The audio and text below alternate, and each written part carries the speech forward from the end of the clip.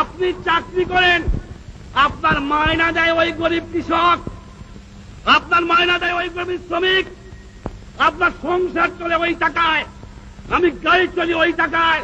ওদের সম্মান করে কথা বলেন, ওদের ইজ্জত করে কথা বলেন, ওরাই মালিক, ওদের সংসারই চলে।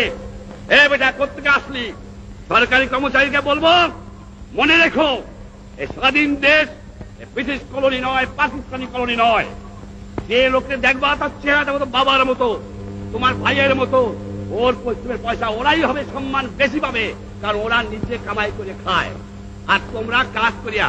একটা কথা জিজ্ঞাসা করি আপনাদের কাছে, মনে করবেন না কিছু, আমাদের কাছে জিজ্ঞাসা করি, আপনাদের বলবো কেন, আমি তো আপনাদের একজন। আমাদের লেখাপড়া শিখাইছে কেনা? আমার বাপ মা। আমরা মনে করি বাপ মা। আমাদের লেখাপড়া শিখাইছে কে? আমার আজ ডাক্তারি পাস করায় কে? আজ ইঞ্জিনিয়ারিং পাস করায় কে? আজ সায়েন্স পাস করায় কে? আজ বৈজ্ঞানিক করে কে? আজ অফিসার করে কে? কার টাকায়?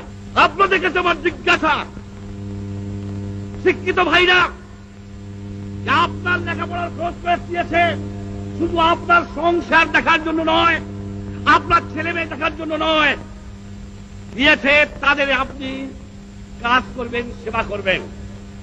তাদের আপনি কি দিয়েছেন, কি ফেরত দিচ্ছেন, কতটুকু দিচ্ছেন? তার টাকায় ইঞ্জিনিয়ার সাহেব, তার টাকায় ডাক্তার সাহেব, তার টাকায় অফিসার সাহেব, তার টাকায় রাজনীতিবিদ সাহেব, তার টাকায় মেম্বার সাহেব, তার টাকায় সব সাহেব। সমাজ যেন খুনে ধরে গেছে। এই সমাজকে আমি চরম আঘাত করতে চাই। এই আঘাত করতে চাই যে আঘাত করেছিলাম পাকিস্তানিদের, সে আঘাত করতে চাই এই খুনে ধরা সমাজ ব্যবস্থাকে।